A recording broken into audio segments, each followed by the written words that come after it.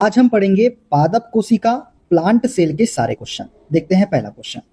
रिक्तिकाएं पादप कोशिकाओं में कलाबद्ध संरचनाएं होती है। कोशिका के कार्य और संरचना को संबल प्रदान करने में उनकी मुख्य भूमिका क्या होती है?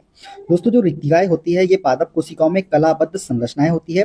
कोशिका के कार्य और संरचना को संबल प्रदान करने में उनकी मुख्य भूमिका जो होती है वो होती है कोशिका को स्फीति और कठोरता प्रदान करना। क्या करना? कोशिका को स्फीति और कठोर प्रदान करना जो है ये रिक्तिकाओं की मुख्य भूमिका होती है पादप कोशिकाओं में। दोस्तों, बात करें रिक्तिकाओं की, तो रिक्तिकाएं पादप कोशिकाओं में कलाबद्ध संरचनाएं होती है। पादप कोशिकाओं में रिक्तिकाएं मुख्य रूप से कोशिका को स्फीति और कठोरता प्रदान करने का कार्य करती है। कोशिका के भीतर एक रिक्तिका लवण, खनिज, वर्णक और प्रोटीन का भंडारण करती है और कोशिका भित्ति पर दबाव बनाती है, जिससे कोशिका का आकार बना रहता है और कोशिका भित्ति को मजबूती मिलती है। ठीक है, देखते हैं अगला क्वेश्चन। पादप कोशिकाओं में कोशिका भित्ति होती है क्योंकि? दोस्तों, पादप कोशिकाओं में कोशिका भित्ति होती है क्योंकि ये पादप कोशिकाओं को विभिन्न प्रकार के बाहरी प्रभाव से बचाती है। तो राइट आंसर हो जाएगा ऑप्शन नंबर ए वाला। बात करें दोस्तों कोशिका भित्ति के बारे में, तो पादप कोशिकाओं में कोशिका झिल्ली के बाहर एक और दृढ़ भित्ति होती है जिसे हम बोलते हैं कोशिका भित्ति। कोशिका भित्ति का मुख्य अवयव सेल्यूलोज है। कोशिका भित्ति पौधों को संरचनात्मक कठोरता व मजबूती प्रदान करता है। कोशिका भित्ति क्या करता है? पौधों को संरचनात्मक कठोरता व मजबूती प्रदान करता है तथा ये पादप की कोशिकाओं को विभिन्न प्रकार के बाहरी प्रभाव से बचाती है। ठीक है, देखते हैं अगला क्वेश्चन। देश में राजधानियां मुख्यतः बड़े आकार की होती है। दोस्तों, जो राजधानियां है ये मुख्यतः बड़े आकार की होती है पादप कोशिकाओं में। किसमें? पादप कोशिकाओं में राजधानियां कैसी होती है? बड़े आकार की होती है।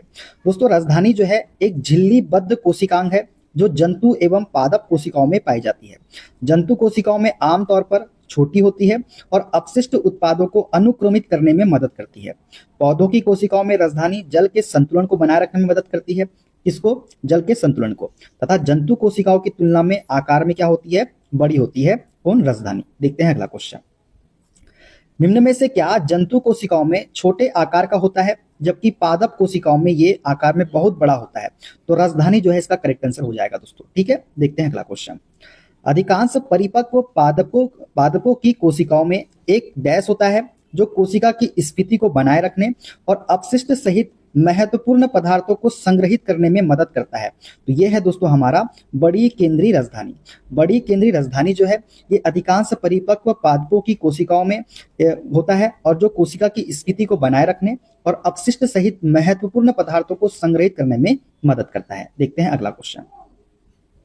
जब पानी द्वार कोशिकाओं में प्रवेश करता है तो द्वार कोशिकाएं डैश और रंध्र डैश हो जाते हैं। दोस्तों, जब पानी द्वार कोशिकाओं में प्रवेश करता है तो द्वार कोशिकाएं क्या हो जाती है? उभर जाती है और रंध्र क्या हो जाते हैं? खुल जाते हैं। तो ऑप्शन सी इसका करेक्ट आंसर हमारा हो जाएगा। दोस्तों, द्वार कोशिकाएं पौधों की पत्तियों की बाहरी त्वचा में पाई जाने वाली विशेष कोशिकाएं होती है। ये कोशिकाएं रंध्रों को घेरती है और रंध्र के खुलने बंद होने को नियंत्रित करती है। कौन सी? द्वार कोशिकाएं। द्वार कोशिकाओं की बाहरी भित्ति पतली और आंतरिक भित्ति कैसी होती है? मोटी होती है। इस कोशिकाओं में हरित लवक पाया जाता है। जब पानी द्वार कोशिकाओं में प्रवेश करता है तो द्वार कोशिकाएं उभर जाती है और रंध्र कैसे हो जाते हैं? रंध्र खुल जाते हैं। ठीक है, देखते हैं अगला क्वेश्चन। निम्न में से पादप कोशिका का कौन सा बड़ा अंग प्रकाश संश्लेषण में मदद करता है? दोस्तों, पादप कोशिका का जो अंग है प्रकाश संश्लेषण में जो मदद करता है वो है हमारा प्लास्टिड। प्लास्टिड जो है ये पादप कोशिका में बड़ा अंग है और प्रकाश संश्लेषण में हमको मदद करता है। दोस्तों, प्लास्टिड जो है पादप और शैवाल कोशिकाओं में पाए जाने वाले दोहरी झिल्ली वाले अंग है। ये भोजन निर्माण और भंडारण में सहायता प्रदान करते हैं। इनमें ऐसे वर्णक होते हैं जिनका उपयोग प्रकाश संश्लेषण में किया जाता है। प्लास्टिड के प्रकार कौन कौन से हैं? एक होता है हमारा क्लोरोप्लास्ट, एक होता है क्रोमोप्लास्ट और एक होता है ल्यूकोप्लास्ट। ठीक है, देखते हैं अगला क्वेश्चन। निम्न कोशिकीय अंगकों में से कौन सा विशेष रूप से पादप कोशिकाओं में पाया जाता है या पाए जाते हैं? तो दोस्तों, पादप कोशिकाओं में जो पाए जाते हैं वो है हमारे लवक, राजधानी और कोशिका भित्ति। तो बी, डी और ई जो है इसका करेक्ट आंसर हो जाएगा ऑप्शन नंबर बी वाला। ठीक है दोस्तों, मुख्यतः पादप कोशिकाओं में पाए जाने वाले अंगक जो है वो है हमारे प्लास्टिड, जिसे हम लवक कहते हैं। लवक की खोज दोस्तों हैकेल ने की थी। ये जीव द्रव्य के बने चपटे व गोल आकार के होते हैं जो प्रायः पौधों की कोशिकाओं में पाए जाते हैं। ये जीवाणु, कवक व नीले हरे शैवाल में अनुपस्थित होते हैं। यह 3 प्रकार के होते हैं दोस्तों। कौन कौन से? अवर्णी, वर्णी और हरित लवक। ठीक है, देखते हैं राजधानी के बारे में। तो दोस्तों राजधानी जो है प्रायः पादप कोशिकाओं में पाई जाती है। तरुण कोशिका में कोशिका कला के अंदर सभी स्थान पर कोषाद्रव्य भरा रहता है, परंतु जैसे जैसे कोशिका का आकार बढ़ता है कोषाद्रव्य उस अनुपात में नहीं बढ़ता, जिसके कारण कोषाद्रव्य में विभिन्न आकारों के अनेक रिक्त स्थान उत्पन्न हो जाते हैं, जिसे हम क्या बोलते हैं, रिक्तिका कहते हैं। यह कोशिका में कोसा रस कोसा की भित्ति बनाए रखने व भंडारण का कार्य करते हैं दोस्तों। ठीक है, अब बात कर लेते हैं कोशिका भित्ति के बारे में। तो कोशिका का बाहरी आवरण है कौन, कोशिका भित्ति। इसे प्लाज्मा झिल्ली भी हम कहते हैं। यह सेल्यूलोज की बनी होती है और पौधों में पाई जाती है। कौन सी, कोशिका भित्ति। देखते हैं अगला क्वेश्चन। पादपों में प्लाज्मा झिल्ली के बाहर स्थित कठोर बाह्य आवरण को क्या कहा जाता है। दोस्तों पादपों में प्लाज्मा झिल्ली के बाहर स्थित कठोर बाह्य आवरण को हम बोलते हैं कोशिका भित्ति। क्या बोलते हैं इसे हम, कोशिका भित्ति बोलते हैं।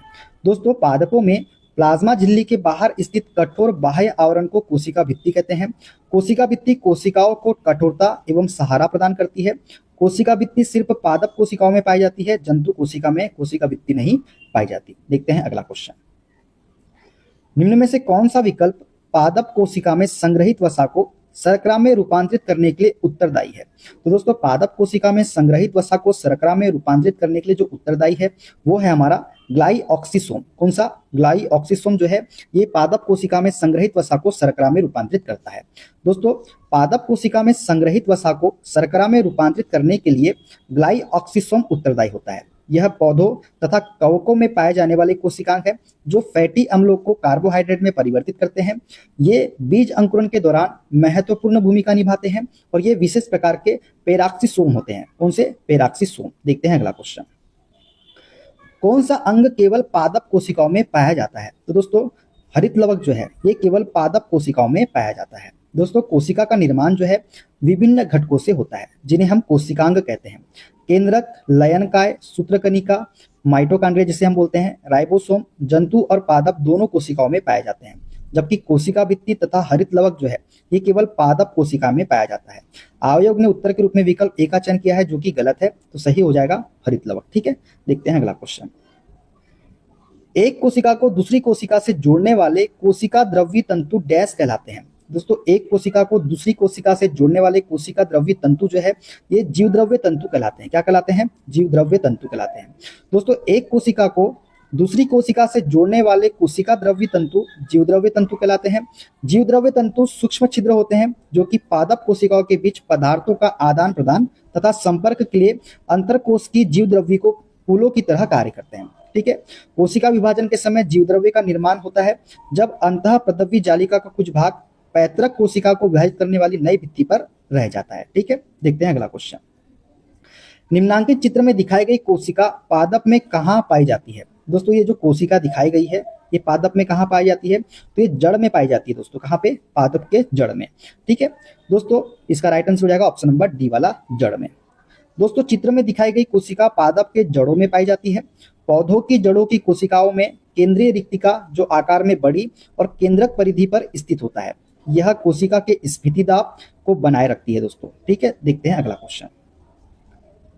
लवक और सूत्रकनिका में क्या समानताएं हैं। दोस्तों लवक और सूत्रकनिका में जो समानताएं हैं वो है दोनों में अपना अपना डीएनए और राइबोसोम होते हैं। यही जो है लवक और सूत्रकनिका में समानताएं हैं। दोस्तों लवक और सूत्रकनिका की यदि बात करें तो लवक और सूत्रकनिका माइटोकॉन्ड्रिया दोनों में अपना अपना डीएनए और राइबोसोम होता है। हरित लवक प्रकाश संश्लेषण के माध्यम से ग्लूकोज का उत्पादन करता है, जबकि माइटोकॉन्ड्रिया एटीपी का उत्पादन करता है। किसका, एटीपी का। देखते हैं अगला क्वेश्चन। पादप कोशिकाओं में कोशिका भित्ति क्यों पाई जाती है। दोस्तों पादप कोशिकाओं में कोशिका भित्ति इसलिए पाई जाती है क्योंकि कोशिका भित्ति विभिन्न पर्यावरणीय कारकों से पादप कोशिकाओं की रक्षा करती है। कौन, कोशिका भित्ति। देखते हैं पादप कोशिकाओं में कोशिका भित्ति पाई जाती है दोस्तों क्योंकि कोशिका भित्ति विभिन्न पर्यावरणीय कारकों से पादप कोशिकाओं की रक्षा करती है। पादप कोशिका भित्ति सेल्यूलोज और पेक्टिन से निर्मित होती है। कोशिका भित्ति में दो परतें होती है जिनके मध्य लेमेला नामक परत होती है। कोशिका भित्ति का मुख्य कार्य कोशिका को आकृति प्रदान करना एवं प्रोटोप्लाज्म की रक्षा करना है। किसका काम, कोशिका भित्ति का मुख्य कार्य। देखते हैं अगला क्वेश्चन। अपशिष्ट उत्पादों को पादप कोशिका के अंदर कहाँ संचित किया जाता है। दोस्तों अपशिष्ट उत्पादों को पादप कोशिका के अंदर जो है रसधानियों में संचित किया जाता है। किसमें, रसधानियों में। दोस्तों बात करें अपशिष्ट उत्पादों की तो अपशिष्ट उत्पादों को पादप कोशिका के अंदर रसधानियों में संचित किया जाता है। रसधानी जंतु और पादप कोशिकाओं के कोशिका द्रव में पाई जाने वाली रचना है। पादप कोशिकाओं में रसधानियां जल संतुलन बनाए रखने में मदद करती है। कभी कभी एक रिक्तिका पादप कोशिका के अधिकांश आंतरिक स्थान को घेर सकती है। ठीक है, देखते हैं अगला क्वेश्चन। पर्णहरित क्लोरोफिल वर्णक कोशिका के इनमें से किस घटक में मौजूद होता है? दोस्तों, पर्णहरित क्लोरोफिल वर्णक जो है कोशिका के हरित लवक में मौजूद होता है। किसमें? हरित लवक में। दोस्तों, हरित लवक पौधों के लिए अत्यंत महत्वपूर्ण कोशिकीय संरचना है। इसमें मौजूद पर्णहरित क्लोरोफिल वर्णकों की सहायता से प्रकाश संश्लेषण की क्रिया संपन्न होती है। इसमें क्लोरोफिल के अतिरिक्त जेंथोफिल तथा केरोटिन वर्णक भी पाए जाते हैं। देखते हैं अगला। निम्न में से कौन से कोशिकांग केवल पादपों में पाए जाते हैं? तो दोस्तों, पादपों में जो पाए जाते हैं वो है हमारा लवक। कौन सा हो जाएगा? लवक। दोस्तों, लवक की यदि बात करें तो लवक केवल पादपों में पाए जाते हैं। लवक पादप कोशिकाओं के कोशिका द्रव में पाए जाने वाला गोल या अंडाकार रचना है। लवक तीन प्रकार के होते हैं दोस्तों। एक होता है हरित लवक जिसे हम क्लोरोप्लास्ट बोलते हैं, एक होता है अवर्णी लवक जिसे हम ल्यूकोप्लास्ट बोलते हैं, एक होता है वर्णी लवक जिसे हम क्रोमोप्लास्ट बोलते हैं। ठीक है, देखते हैं अगला क्वेश्चन। जब आप किसी पादप कोशिका, कवक कोशिका या जीवाणु कोशिका को एक अत्यधिक तनु बाह्य माध्यम में रखते हैं तो पादप कोशिका या कवक कोशिका जल को अवशोषित करेगी किंतु फटेगी नहीं, जबकि जंतु कोशिका फट जाएगी। पादप कोशिका का कौन सा भाग उसे आने वाले जल के दाब का सहन करने में सहायता करता है? तो ये है दोस्तों हमारा कोशिका भित्ति। कोशिका भित्ति इसमें सहायता करती है। दोस्तों, पादप कोशिका में कोशिका भित्ति पाई जाती है। कोशिका भित्ति आने वाले जल के दाब को सहन करने में कोशिका की सहायता करती है। यह जंतु कोशिकाओं में अनुपस्थित होती है दोस्तों। ठीक है, देखते हैं अगला क्वेश्चन। निम्नांकित आकृति में दिखाई गई पादप कोशिका में हम अपशिष्ट उत्पाद कहाँ पा सकते हैं? तो हमको बताना है कि हम यहाँ पे अपशिष्ट उत्पाद कहाँ पा सकते हैं। तो ये जो चौथे नंबर का है दोस्तों, ये वाला पॉइंट यहाँ पे जो है हम किसको अपशिष्ट उत्पाद को पा सकते हैं। तो ऑप्शन सी इसका करेक्ट आंसर हमारा हो जाएगा। ठीक है दोस्तों, दी गई पादप कोशिकाओं में एक है हमारा, पहला नंबर क्या है? कोशिका भित्ति, दूसरा है प्लाज्मोलेना, तीसरा है लवक और चौथा है रसधानी। इसको दर्शाता है ये चौथा रसधानी को। रसधानी में अपशिष्ट पदार्थ जैसे टैनिन, एल्केलाइट और ग्लेकोसाइड्स पाए जाते हैं। ठीक है, देखते हैं अगला क्वेश्चन। निम्न में से कौन सा पादप कोशिका में स्टार्च, प्रोटीन और तेल कणिकाओं का संग्रहण करता है? तो पादप कोशिका में स्टार्च, प्रोटीन और तेल कणिकाओं का संग्रहण जो है दोस्तों, ये अवर्णी लवक करता है। क्या करता है? अवर्णी लवक करता है। दोस्तों, पादप कोशिकाओं में पाए जाने वाले दोहरी झिल्ली आबंध कोशिकांग लवक या प्लास्टिक कहलाते हैं। ये कितने प्रकार के होते हैं? तीन प्रकार के। एक होता है ल्यूकोप्लास्ट, एक होता है क्रोमोप्लास्ट और एक होता है क्लोरोप्लास्ट। इनमें से ल्यूकोप्लास्ट अथवा अवर्णी लवक तीन प्रकार के खाद्य सामग्री, स्टार्च, प्रोटीन और तेल वसा कणिकाओं का संग्रहण करता है। अवर्णी लवक ल्यूकोप्लास्ट रंगहीन लवक है जो सूर्य के प्रकाश से दूर पौधे के अंधेरे हिस्से अर्थात जड़ों में पाए जाते हैं। कहाँ पाए जाते हैं अवर्णी लवक? जड़ों में पाए जाते हैं। देखते हैं अगला क्वेश्चन। निम्नांकित चित्र में दर्शाए गए प्रकार की कोशिका कहाँ पाई जाती है? तो दोस्तों, ये जो कोशिका है ये पत्तियों और प्रोहों पर पाई जाती है। किस पर? पत्तियों और प्रोहों पर। तो दोस्तों, दिया गया चित्र द्वार कोशिका या रक्षक कोशिका का है। किसका चित्र है ये? द्वार कोशिका या फिर रक्षक कोशिका का। ये कोशिकाएं रंध्रों में पाई जाती है। पौधों में रंध्र पौधों के वायु भागों में जैसे पत्ती, तना, पुष्प आदि में पाए जाते हैं। रंध्र दो वृत्ताकार बाह्य त्वचा कोशिकाओं से घिरे होते हैं जिन्हें हम द्वार कोशिकाएं कहते हैं। द्वार कोशिकाएं जीवित होती है और इनमें हरित लवक पाए जाते हैं। द्वार कोशिकाएं पौधों के रंध्रों को खुलने व बंद होने को नियमित करते हैं जिससे कि प्रकाश संश्लेषण के लिए कार्बन डाइऑक्साइड व गैसों का विनिमय होता है। ठीक है, देखते हैं अगला क्वेश्चन। वायुतक कोशिकाएं एरेनकाइमा सेल्स डैश में पाई जाती है। दोस्तों, वायुतक कोशिकाएं एरेनकाइमा सेल्स जो है ये जल कुंभी में पाई जाती है। किसमें? जल कुंभी में। तो बी इसका करेक्ट आंसर हमारा हो जाएगा। दोस्तों, वायुतक कोशिकाएं एरेनकाइमा सेल्स जलीय पौधों जैसे जलकुंभी, सिंघाड़ा आदि में पाई जाती है। ऐसे पौधे जिनमें बड़े आकार के अंतर कोशिका अवकाश होते हैं तथा उनमें वायु भरी रहती है जिसके कारण पादप हल्का बना रहता है और पानी की सतह पर आसानी से तैरता रहता है, उन्हें हम वायुतक कहते हैं। इन वायुतक को वायु कोष्ठ भी कहा जाता है, ये भी आपको याद रखना है। देखते हैं अगला क्वेश्चन। रंगहीन लवक क्या कहलाते हैं? दोस्तों, रंगहीन लवक जो है ये कहलाते हैं हमारे ल्यूकोप्लास्टिड। क्या कहलाते हैं? ल्यूकोप्लास्टिक कहलाते हैं। रंगहीन लवक ल्यूकोप्लास्टिक कहलाते हैं। ल्यूकोप्लास्ट स्टार्च, लिपिड और प्रोटीन के संश्लेषण और भंडारण के लिए महत्वपूर्ण अंग है। ल्यूकोप्लास्ट को क्या बोलते हैं? अवर्णी लवक भी बोलते हैं, ये भी आपको याद रखना है। ठीक है, देखते हैं अगला क्वेश्चन। पादप कोशिकाएं की भित्तियां डैश से बनी होती है, तो पादप कोशिकाओं की भित्तियां जो है दोस्तों ये सेल्यूलोज की बनी होती है। किसकी? सेल्यूलोज की। पादप व जंतु की कोशिकाओं की संरचना अलग अलग होती है, जो पादप को जंतुओं से भिन्न करती है। कोशिका भित्ति केवल पादप कोशिका में पाई जाती है, जो किसकी बनी होती है? सेल्यूलोज की बनी होती है। यह कोशिका की सुरक्षा के साथ साथ उसके निश्चित आकार व आकृति को बनाए रखने में सहायक होती है, और यह कोशिका झिल्ली के बाहर पाई जाती है। कहाँ पाई जाती है? कोशिका झिल्ली के बाहर। देखते हैं अगला क्वेश्चन। पादप कोशिका भित्ति किससे बनी होती है? दोस्तों पादप कोशिका भित्ति जो है ये बनी होती है सेल्यूलोज और पेक्टिन की। किसकी? सेल्यूलोज और पेक्टिन की बनी होती है पादप कोशिका भित्ति। देखते हैं अगला क्वेश्चन। कौन सा कोशिकांग प्रकाश संश्लेषण के दौरान प्रकाश ऊर्जा का उपयोग करता है? दोस्तों ये कोशिकांग है हमारा हरित लवक। हरित लवक जो है प्रकाश संश्लेषण के दौरान प्रकाश ऊर्जा का उपयोग करता है। बात करें दोस्तों हरित लवक के बारे में, तो हरित लवक प्रकाश संश्लेषण के दौरान प्रकाशिक ऊर्जा को रासायनिक ऊर्जा में बदलकर उपयोग करते हैं। इनका हरा रंग क्लोरोफिल के कारण होता है। हरित लवक एक प्रकार का कोशिकांग है जो पादप एवं शैवाल की कोशिका में पाए जाते हैं। ये पौधों में भोजन निर्माण में सहायक होते हैं। इसी कारण हरित लवक को कोशिका का रसोई घर हम कहते हैं। क्या बोलते हैं? कोशिका का रसोई घर किसे बोलते हैं? हरित लवक को ही बोलते हैं। देखते हैं अगला क्वेश्चन। क्लोरोफिल में निम्न में से कौन सा तत्व उपस्थित होता है? दोस्तों क्लोरोफिल में जो तत्व उपस्थित होता है वो है हमारा मैग्नीशियम। मैग्नीशियम जो है ये क्लोरोफिल में उपस्थित तत्व है। दोस्तों क्लोरोफिल में मैग्नीशियम तत्व उपस्थित होता है। हरी पत्तियों में क्लोरोफिल एक हरे रंग का वर्णक पाया जाता है। क्लोरोफिल सूर्य के प्रकाश को अवशोषित करता है और क्या करता है? ऊर्जा हमें देता है। देखते हैं अगला क्वेश्चन। निम्न में से क्या केवल पादप कोशिकाओं में पाया जाता है? तो दोस्तों पादप कोशिकाओं में केवल पाया जाता है वो है लवक। लवक जो है केवल पादप कोशिकाओं में पाया जाता है। लवक प्लास्टिड की यदि बात करें दोस्तों केवल पादप कोशिकाओं में पाया जाता है। यह धोरी झिल्ली से घिरी संरचना है जिसमें अपना डीएनए तथा राइबोसोम होता है। यह 3 प्रकार का होता है दोस्तों। एक है हमारा क्लोरोप्लास्ट, इसमें क्लोरोफिल हरा वर्णक होता है जो प्रकाश संश्लेषण में सहायक होता है। एक है हमारा क्रोमोप्लास्ट। क्रोमोप्लास्ट जो है दोस्तों ये रंगीन लवक है। इसमें जेंथोफिल और कैरोटीन वर्णक होते हैं जो कि लाल नारंगी रंग में होते हैं।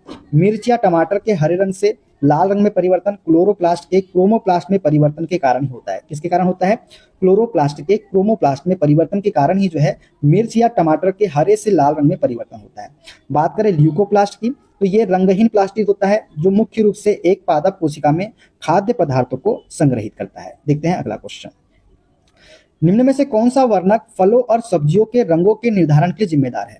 तो दोस्तों ये है हमारा एंथोसाइनिन। एंथोसाइनिन जो है ये फलों और सब्जियों के रंगों के निर्धारण के लिए जिम्मेदार है। फलों और सब्जियों के रंगों का निर्धारण एंथोसाइनिन वर्णक करता है। एंथोसाइनिन जामुन, प्याज, अनार, अंगूर, टमाटर, चोकोबेरी आदि में पाया जाता है। जबकि हीमोसाइनिन जो है ये रक्त को नीला बनाता है जिसमें लौह के बजाय तांबा मौजूद होता है। हीमोसाइनिन भी आपको याद रखना है। ठीक है, देखते हैं अगला क्वेश्चन। पौधों में पाया जाने वाला नीला, बैगनी या लाल फ्लेवोनॉइड वर्णक किसकी उपस्थिति के कारण होता है? दोस्तों पौधों में पाया जाने वाला नीला, बैगनी या लाल फ्लेवोनॉइड वर्णक जो है ये होता है एंथोसाइनिन की उपस्थिति के कारण। किसके कारण? एंथोसाइनिन की उपस्थिति के कारण। ठीक है, देखते हैं अगला क्वेश्चन। निम्न में से कौन सा कोशिका अंग पादप कोशिकाओं में पाया जाता है किंतु पशु कोशिका में नहीं पाया जाता? तो दोस्तों ये है हमारा क्लोरोप्लास्ट। क्लोरोप्लास्ट जो है केवल पादप कोशिका में पाया जाता है किंतु पशु कोशिका में नहीं पाया जाता है। निम्न विकल्पों में क्लोरोप्लास्ट को छोड़कर अन्य सभी पशु कोशिका में पाए जाते हैं। क्लोरोप्लास्ट में हरे रंग का पर्णहरिम या क्लोरोफिल उपस्थित होता है जिस कारण पौधों के कुछ भाग व पत्तियां हरी दिखाई देती है। इसके द्वारा ही प्रकाश संश्लेषण की क्रिया होती है और कार्बोहाइड्रेट बनते हैं। देखते हैं अगला क्वेश्चन। निम्न में से कौन सा घटक पत्तियों को हरा रंग प्रदान करता है? तो यह है क्लोरोफिल। कौन सा? क्लोरोफिल। देखते हैं अगला क्वेश्चन। उस वर्णक का नाम बताइए जिसकी वजह से पौधों का रंग हरा होता है। तो यह है दोस्तों हमारा क्लोरोफिल। क्लोरीन पढ़ेंगे जैव अणु, लिपिड, प्रोटीन, न्यूक्लिक अम्ल के सारे question, biomolecule, lipids, proteins and nucleic acid के सारे क्वेश्चन। देखते हैं पहला क्वेश्चन। हमारे शरीर की कोशिकाओं में उपस्थित अम्ल डैश होता है। दोस्तों हमारे शरीर की कोशिकाओं में उपस्थित जो अम्ल होता है वो होता है डीऑक्सी राइबोन्यूक्लिक अम्ल। कौन सा? डीऑक्सी राइबोन्यूक्लिक अम्ल करेक्ट आंसर हो जाएगा। दोस्तों मानव शरीर की कोशिका में डीएनए डीऑक्सी राइबोन्यूक्लिक अम्ल पाया जाता है जो अनुवांशिक सामग्री को माता पिता से संतान तक ले जाने और संचालित करने के लिए जिम्मेदार होता है। कौन? डीएनए। ठीक है दोस्तों, देखते हैं अगला क्वेश्चन। निम्न में से किसे जैविक उत्प्रेरक कहा जाता है? दोस्तों जैविक उत्प्रेरक जो है ये कहा जाता है एंजाइम को। किसको कहा जाता है? एंजाइम को जो है जैविक उत्प्रेरक कहा जाता है। जैव उत्प्रेरक एक एंजाइम या प्रोटीन होता है जो जैव रासायनिक प्रतिक्रिया की दर को बढ़ाता है या फिर उत्प्रेरित करता है। यह मानव शरीर में पाचन प्रक्रिया में भी मदद करते हैं। लाइपेज, एमाइलेज, पेप्सिन इत्यादि इसके उदाहरण हैं। देखते हैं अगला क्वेश्चन।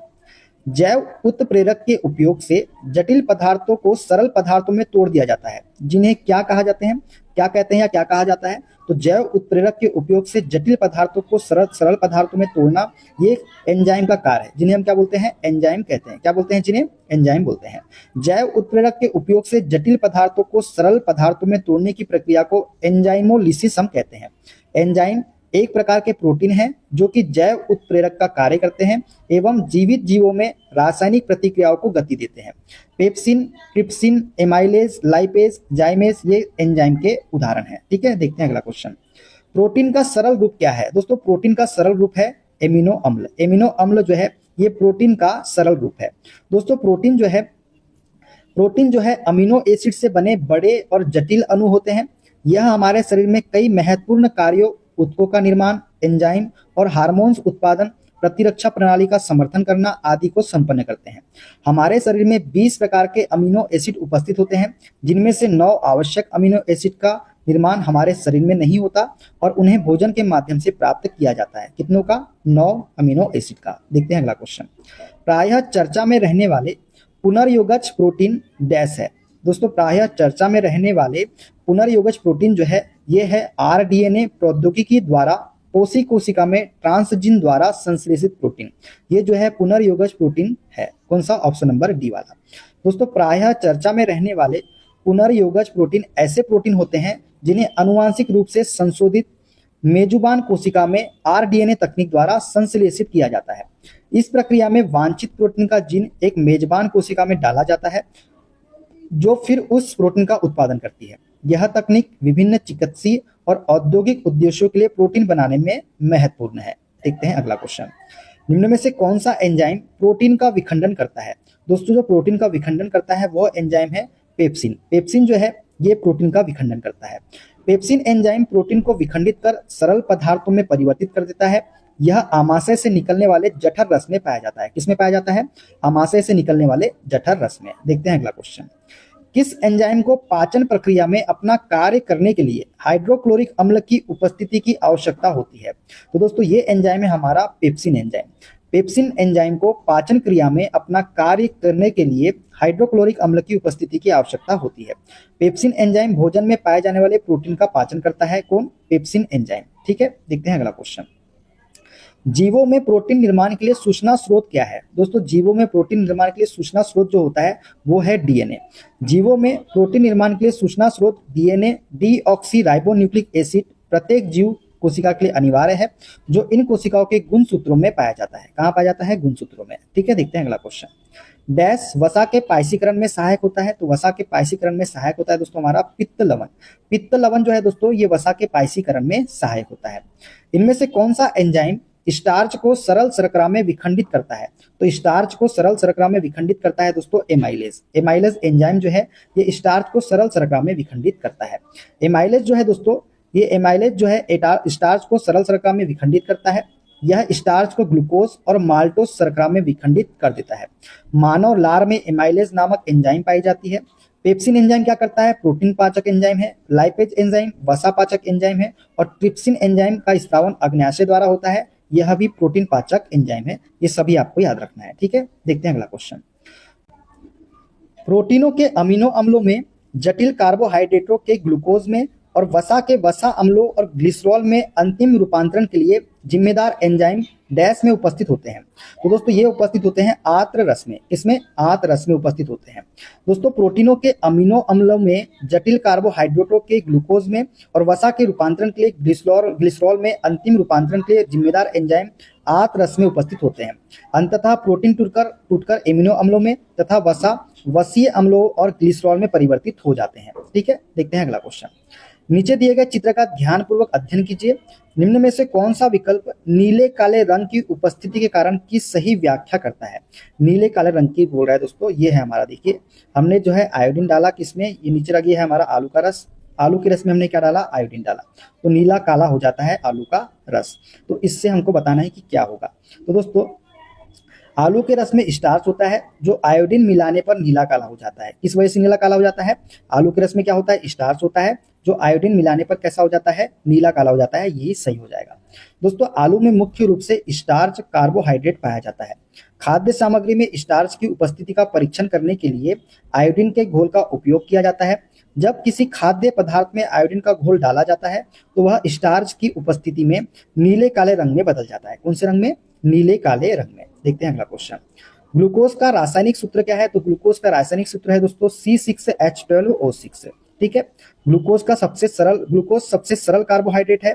इसका रासायनिक सूत्र होता है C6H12O6। यह जल में घुलनशील होता है। यह सजीवों की कोशिकाओं के लिए ऊर्जा का प्रमुख स्रोत होता है। ठीक है, ग्लूकोज। देखते हैं अगला क्वेश्चन। केसिन एक प्रोटीन है जो डैश में पाया जाता है। दोस्तों, केसिन एक प्रोटीन है जो दूध में पाया जाता है। किसमें? दूध में। दोस्तों, प्रोटीन अमीनो अम्ल के यौगिक होते हैं। प्रकृति में 22 प्रकार के अमीनो अम्ल पाए जाते हैं। प्रोटीन का संगठन कार्बन, ऑक्सीजन, नाइट्रोजन, हाइड्रोजन तथा सल्फर है। केसिन एक प्रोटीन है जो दूध में पाया जाता है। दूध का सफेद रंग केसिन नामक प्रोटीन उपस्थिति के कारण ही होता है, जबकि गाय के दूध का हल्का पीला रंग बीटा कैरोटीन की उपस्थिति के कारण होता है। किसके कारण? बीटा कैरोटीन की उपस्थिति के कारण। देखते हैं अगला क्वेश्चन। मानव शरीर की ऊर्जा आवश्यकताओं के मापन हेतु किस मापन इकाई का प्रयोग किया जाता है? दोस्तों, मानव शरीर की ऊर्जा आवश्यकताओं के मापन हेतु जो मापन इकाई का प्रयोग किया जाता है वो है हमारा कैलोरी। कैलोरी का उपयोग किया जाता है। दोस्तों, कैलोरी की यदि बात करें तो कैलोरी ऊर्जा मापन की इकाई है। यह मापन की मीटरी पद्धति का अंग है और इसके संगत SI प्रणाली में अब जूल का प्रयोग किया जाता है, किंतु भोजन में निहित ऊर्जा तथा कुछ अन्य उपयोग में अब भी कैलोरी का ही प्रयोग किया जाता है। ठीक है, देखते हैं अगला क्वेश्चन।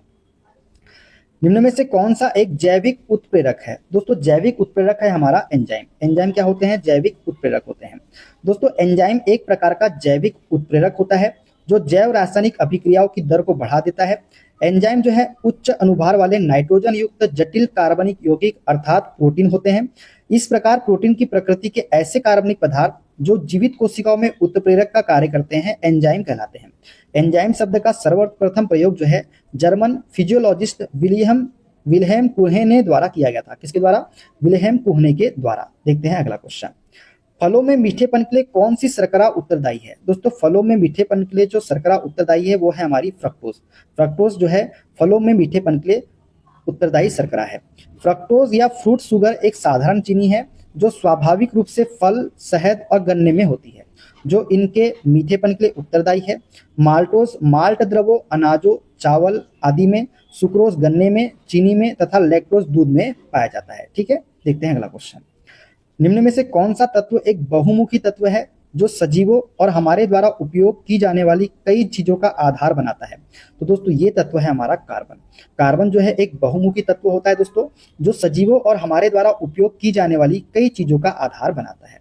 दोस्तों, जंतुओं और वनस्पतियों के निर्माण में कार्बनिक यौगिक प्रमुख है। यह हमारे भोजन, दैनिक उपयोग के पदार्थ, यातायात, प्रसाधन सामग्री, विस्फोटक पदार्थ आदि में एक प्रमुख तत्व है।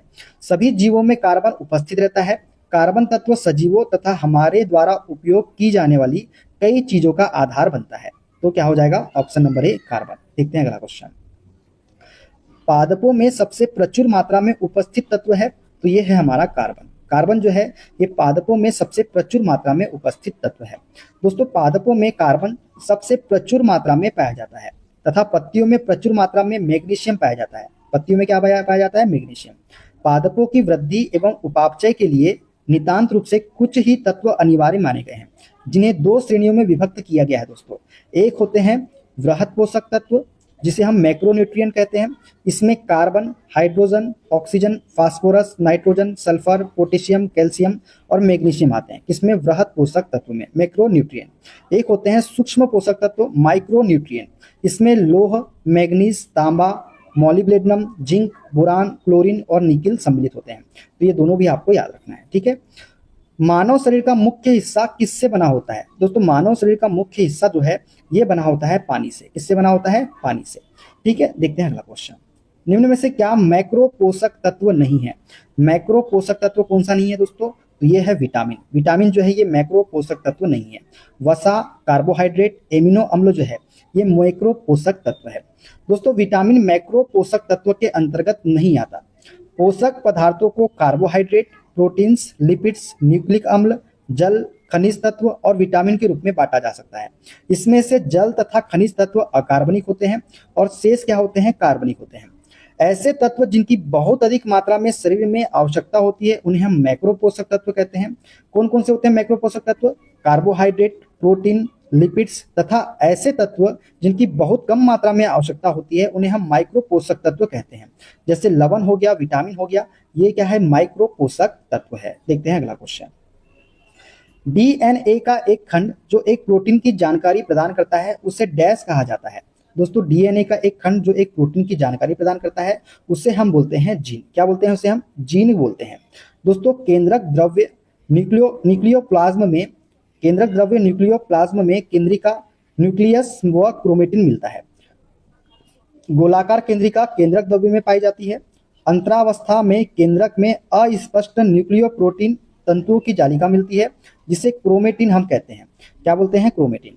अवस्थाओं व कोशिका विभाजन के समय केंद्रक के स्थान पर गुणसूत्र संरचना दिखाई हमको पड़ती है। ठीक है, देखते हैं अगला क्वेश्चन। जीव विज्ञान में डीएनए का पूर्ण रूप क्या है? तो दोस्तों जीव विज्ञान में डीएनए का पूर्ण रूप है डीऑक्सीराइबोन्यूक्लिक एसिड। तो बी इसका करेक्ट आंसर हमारा हो जाएगा। दोस्तों जीव विज्ञान में डीएनए का पूर्ण रूप होता है डीऑक्सीराइबोन्यूक्लिक एसिड। ये प्रोटीन के बने होते हैं। डीएनए आनुवांशिक लक्षणों को एक पीढ़ी से दूसरी पीढ़ी तक ले जाते हैं। कोशिका विभाजन के समय क्रोमोटिन जालिका के धागे अलग होकर कई छोटी और मोटी छड़ जैसी रचना में परिवर्तन हो जाते हैं। इसे ही हम क्या बोलते हैं? गुणसूत्र कहते हैं। डीएनए अणु में कोशिका के निर्माण एवं संगठन के सभी आवश्यक सूचनाएं हमको होती है। ठीक है, देखते हैं अगला क्वेश्चन। अनुवांशिकी के संदर्भ में डीएनए का अर्थ है deoxyribonucleic acid. Option D correct answer हो जाएगा। बालों का रंग डैश के कारण होता है? तो बालों का रंग जो है दोस्तों ये होता है मेलानिन के कारण। किसके कारण? मेलानिन के कारण ही होता है दोस्तों बालों का रंग होता है। बालों का रंग मेलानिन के कारण होता है। मेलानिन एक प्राकृतिक रंग द्रव्य है। जीवों में मेलानिन का सबसे अधिक पाया जाने वाला रूप यू मेलानिन है जो काले भूरे रंग का होता है। कौन सा रूप पाया जाता है? You melanin. ठीक है, देखते हैं अगला क्वेश्चन। प्रोटीन संश्लेषण में क्षार इवेंट से एक डैश का निर्माण होता है। दोस्तों प्रोटीन संश्लेषण में क्षार इवेंट से किसका निर्माण होता है? तो आरएनए प्रति का निर्माण होता है। किसका? एमआरएनए प्रति का। दोस्तों प्रोटीन संश्लेषण में क्षार इवेंट से एमआरएनए का निर्माण होता है। ये आरएनए के वे क्रियात्मक अणु होते हैं जिनमें प्रोटीन संश्लेषण की संकेत सूचनाएं डीएनए के जीन से ट्रांसक्रिप्शन द्वारा स्थानांतरित होती है। एमआरएनए अणुओं का नामकरण 1961 में फ्रांसिस जेकब तथा मोनार्ड द्वारा किया गया। एमआरएनए को संदेशवाहक आरएनए कहते हैं। क्या बोलते हैं? मैसेंजर आरएनए कहते हैं एमआरएनए को। ठीक है, देखते हैं अगला क्वेश्चन। प्रजनन के दौरान मूल कार्य एक डैश का निर्माण करना होता है। तो प्रजनन के दौरान मूल कार्य एक जो है ये डीएनए कॉपी का निर्माण करना होता है। किसका? डीएनए कॉपी का। दोस्तों प्रजनन के दौरान मूल कार्य एक डीएनए कॉपी का निर्माण करना होता है जबकि डीएनए की अधिकांश मात्रा केंद्रक में होती है। यद्यपि इसकी कुछ मात्रा माइटोकॉन्ड्रिया तथा हरित लवक में भी मिलती है। सन 1953 ईस्वी में जेडी वॉटसन एवं क्रिक ने डीएनए की द्विकुंडलित संरचना मॉडल का प्रतिपादन किया था। किसने? वॉटसन एवं क्रिक ने। पुनर्योगज डीएनए को किसी परपोषी में प्रवर्तित करने को डीएनए क्लोनन, जीन क्लोनन या आनुवांशिक इंजीनियरिंग कहा जाता है। क्या कहा जाता है? डीएनए क्लोनन, जीन क्लोनन या फिर आनुवांशिक इंजीनियरिंग। ठीक है, देखते हैं अगला क्वेश्चन। निम्न में से कौन सा कथन गलत है? डीएनए का पूरा नाम डीऑक्सीराइबोन्यूक्लिक एसिड है। ये सत्य कथन है दोस्तों। यह गुणसूत्र में उपस्थित होने वाला रासायनिक तत्व है जो आनुवांशिक गुण वहन करता है।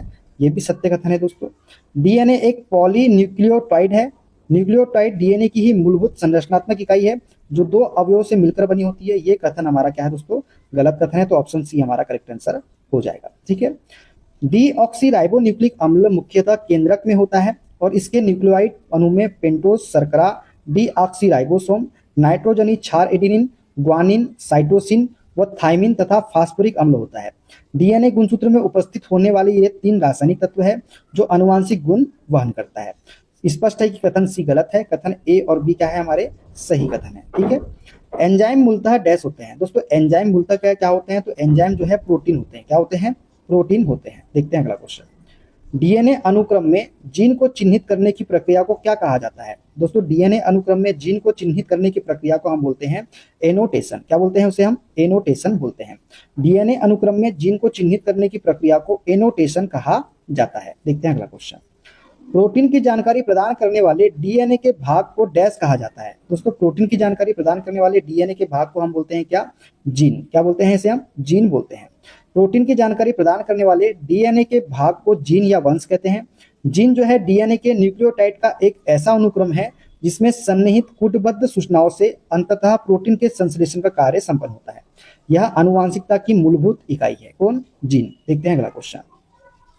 आरएनए का पूर्ण रूप क्या है? तो आरएनए का पूर्ण रूप है दोस्तों राइबोन्यूक्लिक एसिड। क्या है? Ribonucleic acid. आरएनए का पूर्ण रूप दोस्तों राइबोन्यूक्लिक अम्ल है। आरएनए एक या एक से अधिक न्यूक्लियोटाइड से बना एक पॉलीमेरिक अणु है। एक न्यूक्लियोटाइड में एक नाइट्रोजनी क्षार, एक राइबोजो शर्करा तथा एक फास्फेट शर्करा होती है। इसमें पिरिमिडिन थायमिन के स्थान पर यूरेसिल होता है। क्या होता है इसमें? पिरिमिडिन थायमिन के स्थान पर यूरेसिल होता है। देखते हैं अगला क्वेश्चन। मानव शरीर में सबसे प्रचुर मात्रा में मौजूद तत्व है? तो ऑक्सीजन जो है दोस्तों ये मानव शरीर में सबसे प्रचुर मात्रा में मौजूद तत्व है। मानव शरीर में सबसे प्रचुर मात्रा में मौजूद तत्व ऑक्सीजन है। मानव शरीर में मुख्यतः 6 तत्व पाए जाते हैं दोस्तों। कितने तत्व पाए जाते हैं? 6 तत्व, जिसमें ऑक्सीजन सबसे अधिक मात्रा में 65% पाया जाता है। अन्य तत्व जैसे कार्बन 18%, हाइड्रोजन 10%, नाइट्रोजन 3% और कैल्शियम 2%, फास्फोरस 1% पाया जाता है मानव शरीर में। देखते हैं अगला क्वेश्चन। प्रोटीन डैश का एक अभिन्न अंग है? दोस्तों प्रोटीन जो है ये एंटीबॉडी, एंजाइमों, कोशिका झिल्ली, ये सभी का क्या है? एक अभिन्न अंग होता है। देखते हैं अगला क्वेश्चन। निम्नलिखित में से कौन सा दूध का प्रोटीन है? तो दूध का प्रोटीन है दोस्तों केसिन। केसिन जो है यह एक दूध का प्रोटीन है। दोस्तों केसिन दूध का प्रोटीन है। केसिन प्रोटीन एक फास्फोप्रोटीन है जिसमें सभी आवश्यक अमीनो एसिड होते हैं, जो आमतौर पर स्तनधारियों के दूध में पाया जाता है। यह गाय के दूध में लगभग 80% तथा मानव में 20% पाया जाता है, जो हमारी मांसपेशियों के लिए आवश्यक होता है। तो दोस्तों आज ये वाला टॉपिक यहाँ पे समाप्त होता है। वीडियो कैसा लगा कमेंट बॉक्स में जरूर बताइएगा। वीडियो अच्छा लगे दोस्तों वीडियो को लाइक कर दीजिएगा, शेयर कर दीजिएगा, कमेंट कर दीजिएगा। चैनल पे नए हैं चैनल को सब्सक्राइब करके बेल आइकन को प्रेस कर लीजिए। मिलते हैं अगले वीडियो में दोस्तों, अपना ख्याल रखिए। Okay bye bye, take care.